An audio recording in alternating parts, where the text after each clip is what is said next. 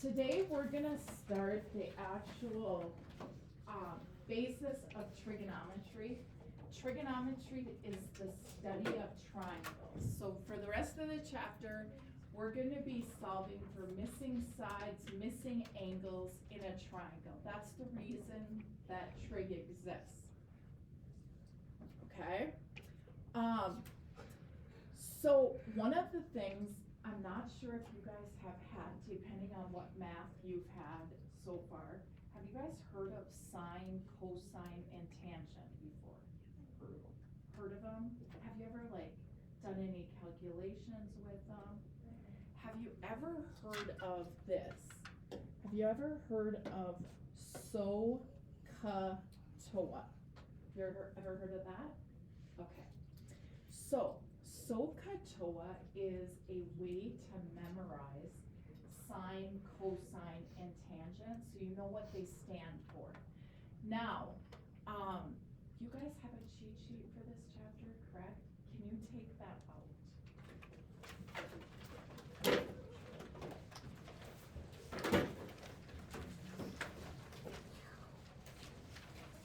Yes. And on the back side of this, okay, these three are sine, cosine, and tangent. So that's what we're doing. Really, in this section, that's all the cheat sheet that you need for it. And what you guys are gonna find is you're gonna memorize sine, cosine, and tangent over the next couple lessons just because you use it a lot, okay? So let me explain what SOHCAHTOA means. A lot of geometry teachers don't let students use cheat sheets and they make kids memorize things. And you'll notice in the next, especially as we get into section 8.6 and 8.7, there's a lot of memorizing you'd have to do. So I just let you use a cheat sheet, whether that's good or bad, I don't know. But like I said, usually you'll get to know these things just by using them. So what the SOH stands for is the S comes from sine, the O stands for opposite, and the H stands for hypotenuse, and I'll explain what those mean in just a second. The K is cosine, is adjacent over hypotenuse, and again I'll explain adjacent in a second. And TOA is tangent, opposite, and adjacent, okay?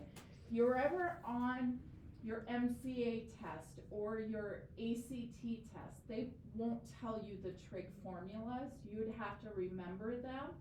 And if you couldn't, try to remember SOH, SOHCAHTOA, and that should help you.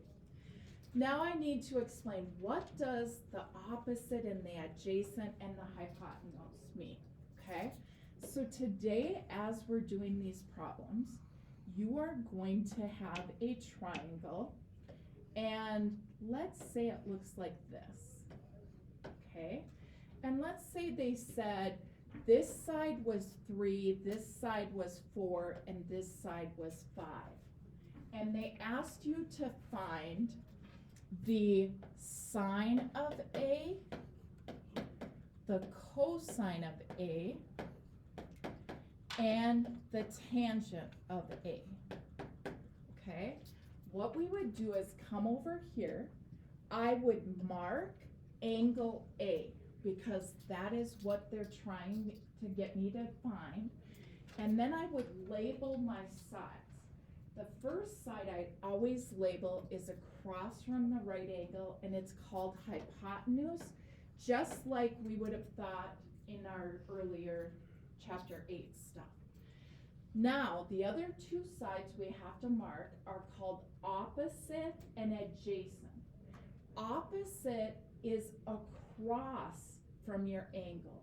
So for opposite, think what side is across from my angle? So this is opposite. The adjacent side is the leg that touches your angle, not the hypotenuse that touches your angle, it's the leg that touches your angle. You can think of it as it's the leg that's closest to your angle, or but sometimes I just say it's the side that's between the right angle and the angle that you have marked. That is adjacent. It's always going to be between the right angle and the angle you have marked. Now, on the next page, I'll go through how do you find sine, how do you find cosine, how do you find adjacent, but I just wanted to show you how we know to mark which side is which. So let's go to this page right here, and we have this triangle here, and one thing I want you to notice, they want us to have our answer as a reduced fraction and as a decimal to the nearest hundredth, which means 2 places, okay? So notice here, the first thing they want us to do is find sine of A, cosine of A, and tangent of A. So that means come over here and mark angle A. And I always do it kind of a big mark through that. Then you're gonna label what is the hypotenuse. And that's always across from my right angle. And then I have adjacent and opposite. Do you guys remember what the one across from it would be called? Opposite. And the one that's between the right angle and the angle you have marked is adjacent. Do you guys get that first? Like, that's a key thing that you know how to label those sides. So hypotenuse is across from the right. You mark the angle that you're looking for. Across from that is opposite. The adjacent is between your marked angle and the right angle. Okay? Now we come back over here, and what we are going to do is find the opposite over hypotenuse ratio. Sine, cosine, and tangent are ratios. So I'm going to take my opposite side, which is 12, over my hypotenuse, which is 20. And I have to do 2 things with this.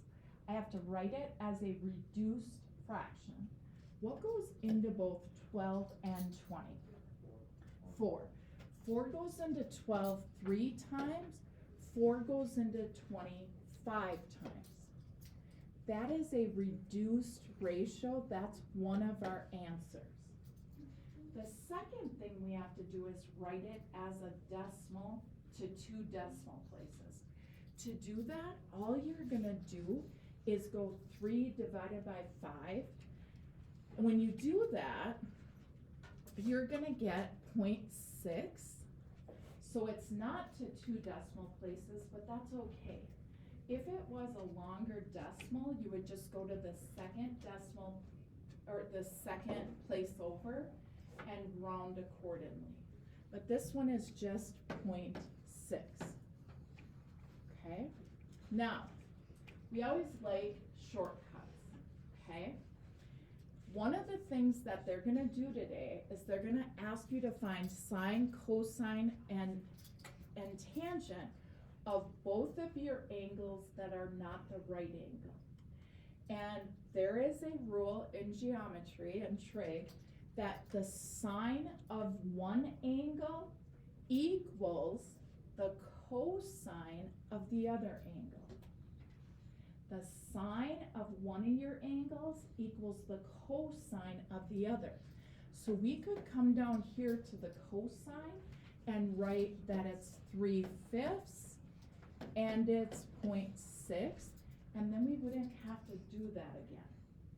Okay, so I'll show you shortcuts as we go through this. So these would be my answers. Then if I go back up, we have to find the cosine, okay? Now cosine is adjacent, which is 16, over hypotenuse, which is 20. And 4 goes into both of those also. 4 goes into 16 4 times. 4 goes into 20 5 times, okay? And then that is one of my answers. And then I go to my calculator and I go 4 divided by 5. And and that would be 0.8. Okay? Now, if you guys remember what I said, there's a rule that the sine of one of your angles equals the cosine of the other. So the cosine of one of your angles would equal the sine of the other. So sine of one equals cosine of the other. Cosine of this one would equal the sine of the other. Does that make sense? So now this one was the cosine, so I'm going to put that one in for the sine of the other. So what that ends up meaning in all of these is the sine of the top one equals the cosine of the bottom one. The cosine of the top one equals the sine of the other one, okay?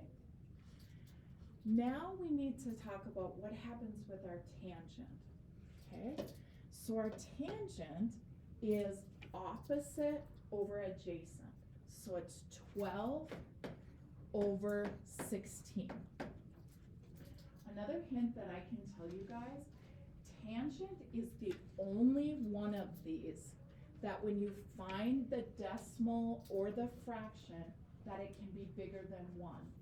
Every other one is going to be less than 1, okay? 0.6 is less than 1, 0.8 is less than 1. Sines and cosines always are less than 1. Tangents can be less than 1, but they can also be bigger than 1. So now how would we reduce 12 over 16? 3 over 4, yes. 4 goes into each of those. And then do you guys know the decimal for 3/4? 0.75. Okay.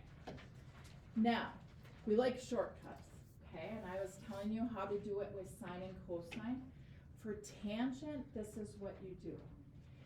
If this one's 3 over 4, for the bottom one, you just do the reciprocal of that.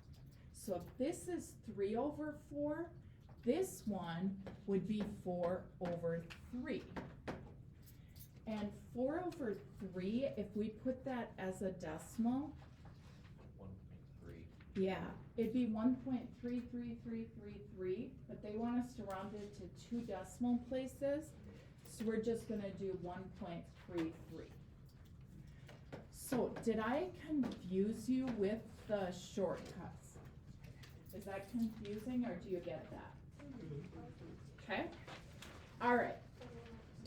Do you need to see another one like that? What do you think? Everybody okay with that? You know, let me just say this. If I found the sine of this, which one down below would it be? Cosine. If I found the cosine of this, it would be sine. And say my tangent was 2/3, down below it would be 3 over 2. Is that good? Everybody gets that? Yeah. All right. Now, this part is where we have to make sure our calculators are in the correct mode.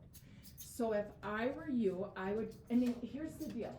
If you're the only one using your calculator, it should never go out of this mode that we're putting it in unless your battery went dead and you had to charge it, or if somebody cleared your memory, which we never do, okay? So, Thank you. I suppose I should figure it out, but like because I know I'm gonna have to replace the batteries in this soon. If I replace the batteries, because mine's battery not charged, do you think it'll reset? yes, I think you would maybe have to check and put it back into degrees. Okay. Yeah. I suppose there's one way to test, huh? Yeah. All right, guys. So here's what we do to make sure it's in the correct mode. We're gonna hit mode, and then the 4th one down is in radians. I don't want radians. Like my calculator on the screen, every time I use it, I have to put it in degrees. If you went online to that online MCA test prep calculator, you would have to put it into degrees every single time. If you were taking the MCA test and you wanted to use that online calculator, you have to put it in degrees, okay? Otherwise it would be in radians. You'd get every trig question wrong. So you make sure it's flashing at degree, and then what you're gonna do is hit enter. And then to get out of here, you can either go second mode or clear. And then to check if it's in the correct mode, we do sine 90, and it should be 1, okay? Now, we're gonna just go ahead and we're gonna type in cosine 39, and we're gonna round to 4 decimal places. This is the only time in the entire class that we don't do 2 decimal points. So we're gonna go cosine 39, and we go to the 4th decimal point, 0.7771, and if there's a 4 after it, would it stay a 1? Right? So this one is just going to be 0.7771. You can put a 0 in front of it if you want to. I don't make you. Okay? So now let's look at sine of 67. We're just going to hit the sine key, 67, enter. And for cosine and sine, your answer should be less than 1 or you're doing something wrong. So this should be 0.9205. Tangent 56. This is the one that may be over 1, but we don't know yet. Let's see. And it is. So this one we still want 4 places after the decimal. So it'd be 1.482 what? Would that 5 would go up, right? 1.4826. All right. Then let's try cosine 89. What did you guys get for that? So if we do cosine 89, 0.0175. yes, 0.0175. And then sine of 5. 0.0872. 0.0872. Do you guys agree with that? And then our last one, what did you get for tangent 17.3? 0.3115.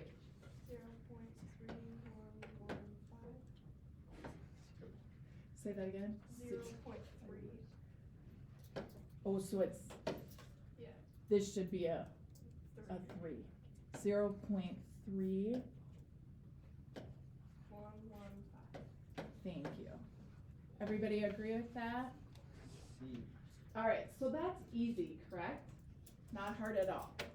Now let's go to our last page. We're gonna stop here after this page.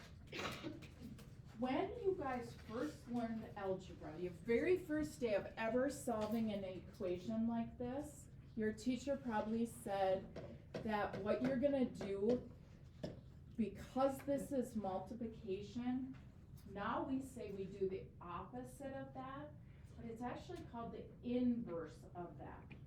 And the inverse of multiplication is division. The inverse of addition is subtraction. Trig functions also have an inverse, okay? So when you look down here, this question is different than the previous question. The previous question looked like this. It said, find the tangent of 56. There was no equal sign. There's no number after it. And we knew the angle. When you use the inverse is when they ask you for the angle. And here they're asking it to the 100th of a degree, so 2 places. Now, how we get the inverse to be able to do these is it's gonna look like this. It's gonna look like sine minus 1. For inverse cosine, it's gonna look like cosine minus 1. They're called inverse sine, inverse cosine, inverse tangent. How we do this on our calculator, if I want to find that angle, I do second sine. Second sine gives me inverse sine. So on a graphing calculator, I hit second sine, and then I type in 0.2985, and I should get an angle between 0 and 90. If you get a super small decimal, less than 1, you've typed it in wrong. You'll never get an angle less than 1 on these. This looks like a logical angle in between 0 and 90, and we have to round it to 2 places, so it's 17.37 degrees. Okay, if we go to do our next one, I'd go second tan, 0.4168. My answer should be between 1 and 89 point something. So 22.6, wouldn't it be 3? Right? 22.63 would be our answer. Did anyone type it in for cosine? You'd go second cosine, 0.8443. Did you get 32.4 or 32.40? Okay.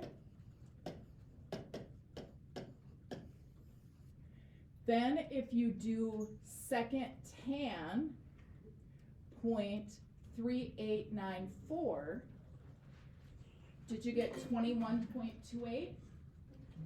Okay, so that is going to be 21.28, and these are degrees. And then our last two, if I do second cosine, 0.7329, did you get 42.87?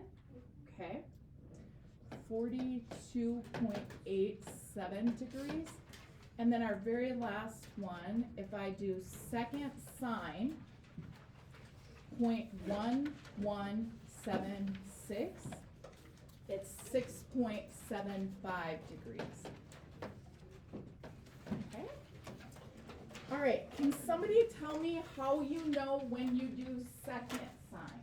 When it says sine, cosine, tangent, C equals Yes. versus cosine number. Right. So if you're looking for the angle and there's an equal sign, that's when you're going to do second cosine. If you're already given the angle, then you don't do the second. Okay?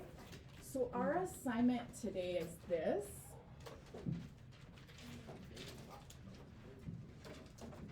Okay?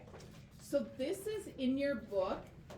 This should be linked on Schoology. Do everything on the same sheet, okay? And then if you guys, before you copy that, would just look at this diagram. I'll try to get it bigger actually. But in trig, there's a thing that they do with triangles, okay? So I think this is in your book maybe. I'm not sure which problem. But if this says triangle RST, what they'll do across from angle T, they'll call little t. Across from angle R, they'll call little r. And across from angle S, they'll call that side S. So if they give you RST and they say little r is 10, little r is going to be across from angle R. If they say little s is 7, little s is across from angle S. Okay? All right, so you guys can go ahead and copy that. I'm going to make sure that the pages are linked in Schoology. Don't forget to make sure you're logged into Recori when you go to access that. No longer stickiness on the back because it's, yeah, I was thinking about just right here. Wow.